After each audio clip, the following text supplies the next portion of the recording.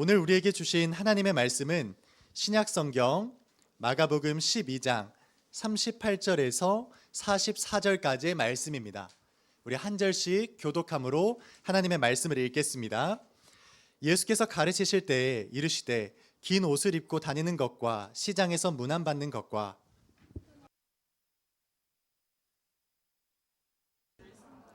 그들은 과부의 가산을 삼키며 외식으로 길게 기도하는 자니 그 받는 판결이 더욱 중하리라 하시니라.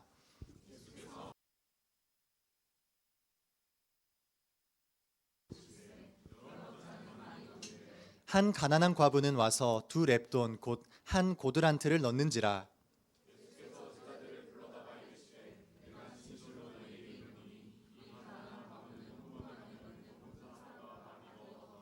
우리 함께 읽을까요? 그들은 다 그 풍족한 중에서 넣었거니와 이 과부는 그 가난한 중에서 자기의 모든 소유 곧 생활비 전부를 넣었느니라 하시니라. 아멘. 하나님의 말씀입니다. 오늘은 신앙의 기본기 네 번째 시간으로 헌금에 대해서 나누고자 합니다. 여러분은 돈 하면 어떤 이미지가 떠오르시나요? 우리는 돈을 사용하여 새 학기에 학용품을 준비하기도 하고 그 돈을 이용해서 친구들이랑 엽기 떡볶이나 마라탕을 사 먹기도 합니다. 이처럼 돈은 우리 삶에 있어서 중요한 요소이죠. 그런데 이렇게 중요한 돈을 하나님께 드린다고 할 때 여러분들은 어떤 생각이 드나요? 내가 힘들게 모은 돈인데, 한번 띄워주시겠어요? 내가 힘들게 모은 돈인데 왜 드려야 하지? 하나님은 전능하신 분이신데 왜 우리가 드리는 돈이 필요할까? 이런 궁금증이 생길 수 있습니다. 오늘 본문은 바로 이러한 질문에 대한 답을 제시하고 있어요. 지금부터 그 하나님의 말씀을 통해서 헌금에 대한 내용을 함께 살펴보도록 하겠습니다. 첫 번째입니다. 우리 1번의 내용을 한 목소리로 읽어볼까요? 시작! 첫 번째로 헌금은 우리의 신앙을 비추는 거울입니다. 예수님은 당시 성경의 전문가라고 불리는 율법학자들의 모습을 강하게 비판하고 계십니다. 그들은 종교 지도자라는 이름으로 경건한 생활을 하던 사람이었습니다. 우리로 치면 예배도 열심히 드리고 큐티 생활도 날마다 하고 심지어 제자 훈련도 받았던 학생과 같습니다. 하지만 그들의 속마음은 겉모습과는 달리 자기 과시와 욕심으로 가득했던 사람이었습니다. 예배를 열심히 드린 것도, 큐티를 성실히 한 것도, 그리고 제자 훈련을 받은 것도 하나님을 사랑해서 하나님을 더욱 알아가기 위해서 했던 것이 아니라 오롯이 그 모습을 통해서 사람들에게 인정받고자 했던 것입니다. 이 사람은 경건한 사람이라고, 높임받아야 마땅하다고 그런 칭찬을 받기 위해 그러한 모습들을 보였던 것입니다. 그래서 그들은 헌금을 할 때에도 헌금의 액수를 통해서 스스로를 높이고자 했습니다. 헌금을 누구에게 드리는 것인지 그 본질을 잊은 채 돈이라는 수단을 통해 사람들에게 인정을 받고자 했던 것이죠. 예수님은 바로 이런 모습을 지적하신 것입니다. 여러분, 돈은 단순히 교환 수단에 그치지 않습니다. 돈 안에는 우리의 마음과 우리의 우선순위가 여실히 드러납니다. 돈은 우리의 마음을 비추는 거울과도 같습니다. 우리가 돈을 어디에 어떻게 쓰는지를 보면 결국 우리 내면의 가치를 반드시 확인할 수 있기 때문입니다. 쉬운 예를 들어볼까요? 우리 상상을 한번 해봤으면 좋겠습니다. 여러분들 이번 설 명절 때 돈을 얼마나 받았는지 모르겠지만 여러분들에게 만일 100만 원이 생겼다고 가정해 봅시다. 여러분은 어디에 가장 먼저 사용하고 싶나요? 요즘 유행하고 있는 스투시 후드티? 아니면 이것도 아니면 노스페이스 백팩? 이것도 아니면 아이폰 16 프로? 이것도 아니면 닌텐도 스위치? 이것도 아니면 현지를 위한 구글 기프트 카드? 너무 공감이 되죠. 여러분들은 여기서 어떤 것에 가장 먼저 돈을 사용하고 싶고 또 분배해서 사용하고 싶나요? 다시 한번 이야기하지만 우리가 돈이 생길 때 어디에 어떻게 사용하는지를 보면 내 마음이 어디에 있는지를 쉽게 확인할 수 있습니다. 우리는 돈을 내가 사랑하는 것, 내가 원하고 바라는 것에 사용하는 기질이 있습니다. 똑같은 100만 원이 있다고 하더라도 누군가는 받은 돈의 상당 부분을 자신의 취미 생활에 사용하는가 하는 반면 또 누군가는 작은 돈이지만 한 부분을 미리 구분해 놓고 하나님께 헌금으로 드리기도 합니다. 이런 차이가 벌어지는 이유는 단순히 돈이 많고 적음의 문제가 아니라 이 돈을 통해 내 삶의 우선순위가 어디에 있는지를 나타내기 때문입니다. 돈이란 우리 일상에서 빼놓을 수 없는 중요한 요소입니다. 그러나 그것이 내 삶의 유일한 목적이 되어버린다면 이것은 내 삶에 엄청난 파괴력을 보일 수가 있습니다. 율법학자들의 문제는 이 돈 자체가 아니었고, 돈과 명예를 사랑하는 마음이 하나님을 사랑하는 마음보다 더 컸다는 데 있습니다. 예수님은 그 내면의 실상을 보시고 그들을 책망하신 것입니다. 그래서 우리는 우리 안에 도사리고 있는 재물을 향한 집착, 인정받고 싶어하는 욕구를 점검해 볼 수 있어야 합니다. 조금 더 구체적으로 말하면 내가 돈을 벌거나 받았을 때 그 돈을 사용하는 방식이 나의 신앙을 여실히 드러내는 거울임을 기억할 수 있어야 합니다. 이 거울을 통해 나 자신을 진단하는 것은 조금은 불편한 일일지 모르겠습니다. 내가 돈을 어디에 사용하는지, 어떻게 사용하는지 진단해 봄으로써 내 신앙이 어느 수준인지 판단하는 것은 불편하고 어려운 일일 수 있어요. 하지만 우리가 건강한 신앙생활을 하기 위해서는 그 과정이 반드시 필요합니다. 이어서 두 번째 내용을 살펴볼까요?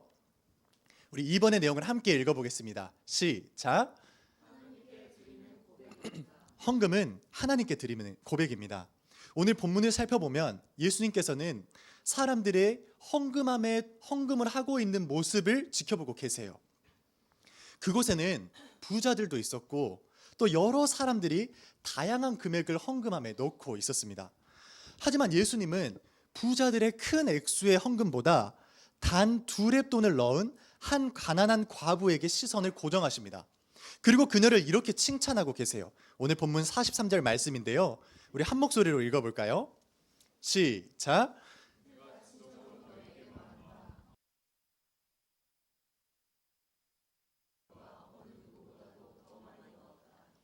예수님의 말씀을 보면서 들어보세요. 여러분, 2렙 돈은 오늘날로 치면 약 2,000원 정도 되는 돈입니다. 상식적으로 생각하면 이 2렙 돈보다 부자들이 낸 헌금의 액수가 훨씬 더 많았을 거예요. 그런데 예수님의 평가를 보세요. 전혀 다른 평가를 내리고 계시는데, 내가 진정으로 너희에게 말한다. 헌금함에 돈을 넣은 사람들 가운데 이 가난한 과부가 어느 누구보다도 더 많이 넣었다. 주님이 그렇게 평가하고 계세요. 여러분, 이 장면은 이 헌금이라는 행위가, 교회에서 이루어지는 이 헌금이라는 모습이 단순히 자선 사업에, 자선 행위에 그치지 않는다는 것을 보여주고 있습니다. 헌금은 하나님께 드리는 예배의 행위입니다. 동시에 하나님을 의지하는 신앙의 고백입니다. 가난한 과부는 적은 금액을 드렸지만 그 금액은 그녀가 가진 전 재산과 마찬가지였습니다. 2,000원밖에 안 되는 정말 적은 금액이었지만 그녀가 가지고 있는 모든 것을 주님께 드리고 있었습니다. 여러분, 이것이 어떤 것이냐면, 하나님이 내 삶을 돌보아 주신다는 절대적인 믿음이 없으면 그렇게 하는 게 불가능한 일이었어요. 그러니까 예수님은 이 사건을 통해서 헌금은 액수가 중요한 것이 아니라 너의 마음을 드리는 것이 중요하다고 우리에게 메시지를 전달하고 계신 것입니다. 여러분, 집중해서 들어보세요. 중요한 부분이니까요. 헌금은 예배에서 돈을 내는 것 이상의 의미를 갖고 있습니다. 그것은 하나님이 우리 삶의 주인 되시고 내 삶을 돌보신다는 신앙의 고백이에요. 2렙 돈을 드린 가난한 과부의 고백을 보세요. 내가 가진 전 재산을 하나님께 드릴 수 있었잖아요.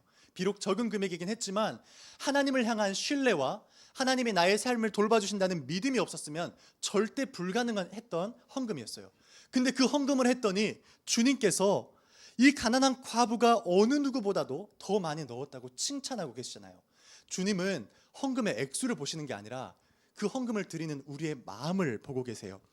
우리가 물질을 기꺼이 드리는 순간 세상에서 가장 중요하게 여기는 돈마저도 하나님께 순종함으로 드리는 영역으로 바뀌게 됩니다. 그래서 헌금에는 하나님이 나의 삶의 주인 되시고 나는 그분께 받은 것을 돌려드린다는 믿음의 고백이 들어있는 것입니다. 여러분, 이 점을 잘 보여주는 구약의 대표적인 예시가 있습니다. 그것이 바로 다윗의 성전 건축 준비 이야기입니다. 다윗이라는 인물은 성전을 직접 건축하지는 못했습니다. 하지만 그 아들 솔로몬이 이 사명을 이어받을 수 있도록 엄청난 양의 헌금을 준비했어요. 역대상 29장 말씀을 보면 다윗은 자신이 가진 금과 은, 보석 등의 최고의 재원을 아낌없이 하나님께 드리는 모습을 확인할 수 있습니다. 그리고 자신의 모든 백성들도 자원하여서 헌납할 수 있도록 독려하는 장면이 나와요.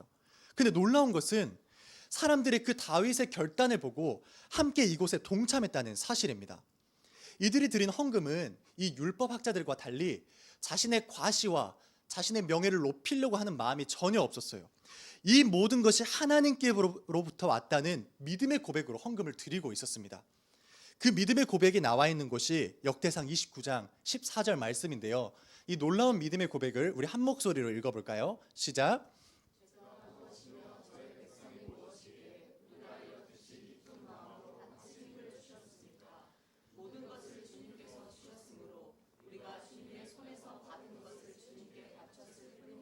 아멘. 다윗은 하나님께서 이스라엘 백성에게 놀라운 은혜를 베푸셔서 이만큼 풍성한 헌금을 할 수 있다고 고백하고 있어요. 이것은 믿음의 고백입니다. 여러분, 오늘날 우리가 헌금을 드릴 때 내가 열심히 모은 물질을 하나님께 드린다, 이런 감정에 빠져 있으면 어느새 나의 노력, 그리고 나의 노력이 앞서거나 혹은 내 돈이 빼앗긴다는 마음이 들 수 있습니다. 이때 우리가 기억해야 할 것이 있습니다. 사실 우리는 다윗의 고백처럼 하나님이 우리에게 은혜로 허락해 주신 것 일부를 주님께 돌려드리는 것이에요. 그렇기 때문에 헌금이야말로 우리가 물질에 대한 하나님의 통치를 인정하는 영역이고 예배 가운데 그것을 선언하는 강력한 방식이 됩니다. 결국 헌금은 적든 많든 각자의 형편 속에서 하나님이 내 삶을 돌보시는 분으로 인정하는 마음이 있어야 드릴 수 있는 것입니다. 우리가 그 사실을 기억할 수 있기를 바라요. 내가 하나님이 나를 돌보시고 내 인생을 책임져 주신다는 믿음이 있을 때 헌금을 드릴 수 있다는 것을 기억하시길 바랍니다. 우리 세 번째 살피고 오늘의 말씀을 정리하도록 할게요. 3번 한번 읽어볼까요? 시작. 헌금은 주님과 동행하는 기쁨입니다. 여러분, 헌금을 드리는 일을 세상적으로 보면 손해 같고 효율적이지 않은 행동처럼 보입니다. 그러나 헌금은 결코 손해가 아니라 하나님과 동행하는 기쁨을 경험하게 하는 통로입니다. 우리가 헌금을 드릴 때마다 하나님은 내 삶을 돌보시는 분이시지, 내 삶을 반드시 책임지실 거야, 이런 신앙을 다시금 확인하게 되잖아요. 그러면 이 반복되는 신앙 고백을 통해서 돈에 대한 지나친 집착과 욕심을 우리는 덜어낼 수 있게 됩니다. 여러분이 지금은 학생이라서 돈에 대한 집착이 어느 정도인지 모르겠지만 나이가 먹으면 먹어갈수록 돈에 대한 집착이 커지면 커졌지 절대 줄어들지가 않습니다. 문제는 그 집착이 커져가면 우리의 마음이 하나님이 기뻐하시는 마음에서 점점 더 멀어지게 된다는 사실입니다. 물론 오해는 하지 마세요. 하나님은 돈 그 자체가 죄라고 말씀하시지 않으셨어요. 우리의 마음이 하나님보다도 돈을 사랑하는 마음이 커져갔을 때 그것이 바로 죄인 것입니다. 우리가 하나님께 믿음의 고백을 드리면서 헌금을 드리면 바로 그러한 죄악으로부터 벗어날 수 있게 돼요. 그리고 하나님이 내 삶을 돌보신다는 놀라운 사실을 경험하게 됩니다. 물론 처음에 헌금을 드릴 때 이 돈을 내면 내 용돈에서 이 정도 마이너스일 텐데 너무 아까운데, 그런 생각이 들 수 있습니다. 그래서 망설여질 수 있어요. 그러나 막상 드리기 시작하잖아요. 그 상황 속에서 하나님이 내게 적절히 필요한 것을 공급해 주시고 궁극적으로는 돈이 있어야만 안전하다는 세상의 논리를 적대시할 수 있는 강한 믿음의 신앙이 키워질 수 있게 됩니다. 하나님이 허락해 주시는 거예요. 우리의 삶이 이처럼 놀라운 일을 경험하게 되려면 듣는 것에서 그치지 않고 행함으로 이어져야 합니다. 그래서 우리는 작은 액수의 헌금이라도 결단함으로 주님께 드릴 수 있어야 돼요. 중요한 것은 뭐라고요? 헌금의 크기가 아니라 하나님을 향한 나의 마음입니다. 작은 금액이라 할지라도 진심으로 드리는 마음이 있으면 하나님께서는 그 고백을 기뻐 받으십니다. 그리고 우리의 삶 속에서 하나님의 돌보심을 경험하게 만들어 주세요. 이곳에 하나님의 살아계심을 경험하고 싶은 친구들이 있나요? 하나님의 역사하심을 내 삶 가운데 꼭 한번 체험해 보고 싶다 하는 친구들이 있어요? 하나님의 살아계심을 경험한다는 것은 단순하면서도 복잡하고 복잡하면서도 단순합니다. 이것이 무슨 말이냐면 우리가 하나님 말씀대로 순종하면서 나아가면 하나님의 살아계심을 반드시 경험하게 돼요. 다시, 우리가 하나님의 말씀을 결단함으로 순종함으로 나아가면 하나님의 살아계심을 반드시 경험하게 돼요. 그렇지만 하나님의 말씀을 듣기는 하고 그 말씀을 인정은 하지만 우리 삶 가운데 행함이 없잖아요. 순종이 없잖아요. 하나님의 살아계심을 쉽게 경험하기는 어려울 것입니다. 그래서 이것은 단순하면서도 복잡하고 복잡하면서도 단순한 일인 것이에요. 말씀대로 살아가는 것, 말씀에 순종하는 것 단순해 보이죠. 하지만 그 단순한 순종이 우리의 마음을 얼마나 어렵게 만드는지 모릅니다. 어쩌면 지금 이 설교를 듣고 있는 친구들 가운데 왜 자꾸 헌금을 하라는 거야? 그게 뭐가 그렇게 중요하다고 내 돈을 자꾸 삥땅 치려고 하는 거야? 그런 마음이 들 수도 있어요. 전도사님이 그런 의도로 이야기하는 거였으면 설교 준비하지 않았습니다. 주님의 말씀이기 때문에 설교하고 있는 거예요. 우리가 그 말씀에 순종하며 나아가면, 그 말씀대로 살아가게 되면 그 순종을 통해서 하나님의 살아계심을 경험하게 되기 때문에 오늘 전도사님이 이 말씀을 여러분들에게 전하고 있는 것입니다. 전도사님의 부족한 이야기 하나를 들려주고 오늘 말씀을 마치도록 하겠습니다. 전도사님은 한번 보여주시겠어요? 이 진도라는 섬 마을에서 전도사님의 부모님은 이 진도라는 섬 마을에서 목회를 하셨습니다. 지금은 리모델링을 해서 교회가 굉장히 좋아졌는데요. 이게 좋아진 거예요. 그래서 여러분들과는 다르게 전도사님은 학창 시절을 참 가난하게 보냈습니다. 물론 얼마 전에 어떤 친구들은 전도사님의 외모를 보고 전도사님은 20살 때 바로 차를 뽑을 수 있을 정도로 부유해 보인다, 그런 이야기를 하더라고요. 그거 맞는 말이긴 합니다. 하지만 현실은 달랐습니다. 경제적인 어려움 때문에 대학도 늦게 진학했고 대학 생활을 하면서도 여러분이 로망이라고 생각하는 그 아르바이트를 참 많이 했습니다. 학원 채점 선생님도 했고요. 놀랍겠지만 영어 선생님도 해본 적이 있고요. 편의점, 주차장, PC방, 빵집 등등 다양한 일들을 해봤습니다. 그러다 보니 누구보다도 돈의 소중함을 알았어요. 지금은 시급이 많이 올라서 10,000원이 조금 넘더라고요. 하지만 전도사님이 아르바이트 하던 시절에는 적게는 2,000원대, 그리고 많게는 5,000원대였습니다. 한 달 동안 열심히 일해도 벌 수 있는 돈이 많지 않았어요. 그 돈으로 학비도 내고 생활비도 써야 했습니다. 그래서 그중 일부를 따로 구분을 해서 하나님께 드린다는 것은 정말 어려운 일이었습니다. 처음에는 하나님도 내 상황을 아시니까 이해해 주실 거야, 이런 마음으로 11조도 내지 않고 부끄러운 과거입니다. 심지어 주일 헌금을 내지 않고 건너뛸 때도 있었습니다. 너무 힘들었으니까요. 하지만 시간이 지날수록 하나님이 그 마음을 기뻐하시지 않는다는 걸 느끼게 되었습니다. 갑자기 왜 울컥하지? 내면에서 계속 불편한 마음이 들었어요. 그래서 결단했어요. 정말 얼마 안 되는 알바비지만 11조와 주일 헌금만큼은 반드시 하나님께 드리겠다, 이런 결단을 했어요. 그리고 부족한 부분은 하나님께 맡겨드리겠다, 이런 놀라운 결단을 제가 했다니까요. 그런 결단을 했습니다. 그런데 놀라운 일이 벌어졌어요. 하나님의 기적이 일어났습니다. 하늘에서 돈이 뚝 떨어졌을까요? 아닙니다. 돈이 마이너스가 나기 시작하는 거예요. 돈이 채워지지가 않아요. 돈이 부족하고 이제 생활비가 없어요. 막 2만 원 남아있고 15,000원 남아있는 거예요. 그날부터 얼마나 간절히 기도했는지 몰라요. 여러분들이 돈이 없어 봐야 그 간절한 기도가 나오는데 얼마나 간절히 기도했는지 몰라요. 하나님, 제 삶의 주인이신 주님, 저를 돌봐주세요. 저를 홀로 두지 마시고 함께 해주세요. 주님과 동행하는 기쁨을 경험하게 해주세요. 이런 기도를 하나님께 간절히 올려드렸습니다. 전도사님 영상이 녹화가 되고 있거든요.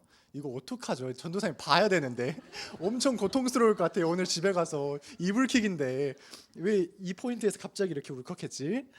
근데 그러던 어느 날 전도사님 통장에 이름 모를 누군가의 입금이 있었습니다. 처음에는 이거 어떻게 된 거지? 이름 모를 누군가의 입금이 있어서 실수로 운 좋게 돈이 들어왔나? 개꿀띠 하면서 받았어요. 근데 놀랍게도 그 돈이 전도사님 졸업할 때까지 계속 입금되는 거예요. 그리고 또 하나의 놀라운 일이 있는데, 전도사님은 여러분들처럼 공부를 잘하는 사람이 아닙니다. 여러분들은 굉장히 똑똑하고 영어도 잘하고, 전도사님 영어 발음이 좋지 않으면 지적하고 또 여러 가지를 잘하잖아요. 재능이 많고. 근데 전도사님은 그 반대예요. 되게 엉성하고 부족함 투성입니다. 그런데 하나님께서 장학금을 계속 부어주시는 거예요. 이 외모가 굉장히 부유한 사람인데 그 공부 잘하는 사람처럼 보이잖아요. 그래서 그 결과 학교 다니는 동안 학비를 한 번도 내질 않았어요. 전장학을 받았어요. 만약 전도사님이 하나님의 말씀에 순종하지 않았다면 이렇게 놀라운 하나님의 돌보심을 경험하지 못했을 겁니다. 여러분 들어보세요. 만약 전도사님이 하나님의 말씀에 순종하지 않았다면 하나님의 살아계심과 하나님의 돌보심을 경험하지 못했을 거예요. 이런 간증을 하지 못했을 거라고요. 근데 하나님의 말씀에 순종했더니 물론 마이너스가 나는 어려운 상황들도 있었지만 그 어려움을 뛰어넘는 하나님과 동행하는 기쁨을 맛볼 수 있었던 거예요. 사랑하는 여러분, 우리가 하나님과 동행하는 삶을 살면 세상이 줄 수 없는 기쁨을 여러분들이 경험할 수 있어요. 전도사님이 그때는 어려웠지만 지금은 제가 이제 여유가 생겨가지고 우리 제자반 아이들 맨날 맛있는 거 사줬거든요. 마라탕 사주지, 중국집 사지, 피자 먹지, 치킨 먹지 다 먹었어요. 근데 여러분 우리가 하나님과 동행하는 삶을 경험하게 되잖아요. 정말 어려운 상황 속이라도 하나님이 물질을 나에게 허락하시네, 지금 내가 너무 어려워하니까 내 삶을 책임져 주시네, 돌봐 주시네, 이걸 경험하잖아요. 그러면 돈 100만 원 얻는 것보다 더 기뻐요. 정말 말할 수 없는 동행의 기쁨을 경험할 수 있게 됩니다. 이 세상을 창조하신 하나님이 내 아버지가 되시고 내 삶을 책임져 주신다는데 그보다 더 큰 기쁨이 어디에 있겠습니까? 바라기는 하나님의 살아계심을 직접 경험하는 여러분이 되기를 축복합니다. 그리고 그러한 믿음의 경험이 하나씩 쌓여서 청소년기를 지나고 청년이 되었을 때 지금은 상상할 수도 없을 만큼 믿음으로 세워진 여러분들이 되기를 주님의 이름으로 축복합니다.